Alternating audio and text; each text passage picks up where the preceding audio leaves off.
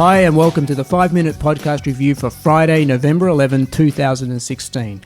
Now, first things first, a big warning about the language in this episode. Very rude words coming up, very rude. I'm talking about the C word, and not just once, but many times. It's all in the last podcast I talk about at the end of this episode, so make sure there are no young ears around, no old ears around, and definitely not your mum. I'll warn you again about the language in a few minutes, but in the meantime, our first podcast this week is The Berlin Patient, which is an interesting podcast experiment out of Australia. Rather than me talk about it, I'm just going to play you the first 30 seconds of episode 1, which I think nicely sets up what the podcast series is all about. In 2010, my girlfriend and I moved from Sydney to Berlin to try and fix our broken relationship. After a month, she left me and flew back home to be with a tattooed barista who was in a band. To try and win her back while alone in Berlin, I emailed her over 90 minutes of audio recordings that contained horrendous anecdotes, horrible Hollywood cliches, and I even passed off Pearl Jam lyrics as my own. I recently found these lost files, and instead of hiding the shame, I sat down with some close friends, stand-up comedians, and a therapist to analyse the lies, desperation, and depression that a breakup brings. I'm Joel, and I was the Berlin Patient. That's The Berlin Patient. Check it out if that intro grabs your interest.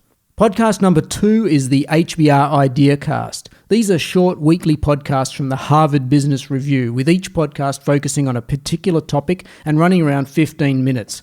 So if you're in business or working in management or just haven't got around to doing your Harvard MBA, this is not a bad podcast that lets you tap into the thinking of some of the world's top experts in business management. Just a small sample of some of the topics covered include the art of the interview, negotiating with a liar, how to give constructive feedback, making good decisions, and what the world's best CEOs have in common.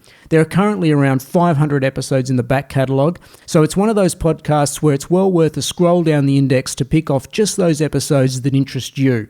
That's the HBR Idea Cast. On to podcast number 3, and it's Phoebe's Fall. This is a 6-part investigative series that explores the aftermath of the death of Phoebe Hansjuk. Phoebe plunged 12 stories down the garbage chute at a luxury apartment building in Melbourne, Australia, where she lived with her boyfriend. The coronial inquest ruled it a case of death by misadventure, an accident in other words, but the podcast does a pretty good job of exposing some real doubts about this finding. Now I hesitate to make the comparison, but there's definitely elements of the first season of the Serial podcast in this one, and for me it was particularly interesting because I live just down the road from the building where this happened, so it was kind of like Serial in my own backyard. So that's Phoebe's Fall if you want to check it out. Podcast number 4 is Ctrl-Walt-Delete. This is one of the best tech podcasts out there because it's easy and fun to listen to. You definitely don't have to be a tech head to like this one. It covers the goings-on at Apple, Google, Facebook and the rest of them, as well as reviewing the latest gadgets and developments. The title of the podcast, Ctrl-Walt-Delete, is a play on the famous PC computer command line and references Walt Mossberg, the co-host of the podcast. Walt is the legendary 69-year-old tech reporter who even Steve Jobs occasionally took advice from, and it's not unusual for Walt to drop a personal Steve Jobs anecdote during an episode. Definitely check out Ctrl-Walt-Delete. It's as much entertaining as it is informative. So on to the final podcast for this episode, and it's The Allusionist, hosted by Helen Zaltzman. The Allusionist takes a deep and really entertaining dive into the origins of words and phrases in the English language, and it's anything but dry. If you want to sample an episode, start with the most popular episode number 4, entitled Detonating the C-Bomb, which is all about exploring the origins of the worst swear word in the English language. And it starts with posing the question, what is the worst swear word in the English language? And I'm not kidding, now is the time to stop this podcast, or at least make sure no one else is listening if the answer is likely to offend. Are you ready? Here we go. What is the worst swear word in the English language? I think the worst swear word is probably cunt, which I don't like to say unless I'm really angry at like a politician or something like that. Mine would be the word twat, and I think that's due to the physical connotations of the word in reference to female genitalia. It is cunt. Why?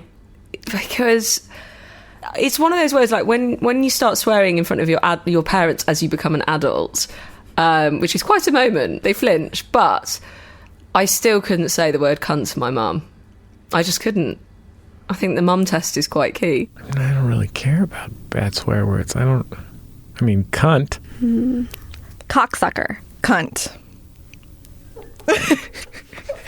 Probably cunt. The worst swear word I can think of is cunt. Cunt, cunt, cunt, cunt, cunt. Yeah, it's gotta be cunt, right? Cunt. Cunt. Cunt. Cunt. Cunt. Cunt. Cunt. Fuck. Piss flaps. Cunt. Cunt. Mother cunt fucker. Cunt, cunt, cunt, cunt. Cunt. Cunt. Shit cunt. Cunt. Cunt. Fuck. Cunt. Cunt. Jizz chest. Cunt. Cunt. Cunt. Cunt. Cock. Cunt. Cunt. Cunt. Motherfucker. Cunt. Cunt. Fuck. Twat. Minge. Cunt. Cunt. Cunt. Cunt. Cocksucker. Cunt. Cunt. Cunt. Cunt. Cunt. Cunt.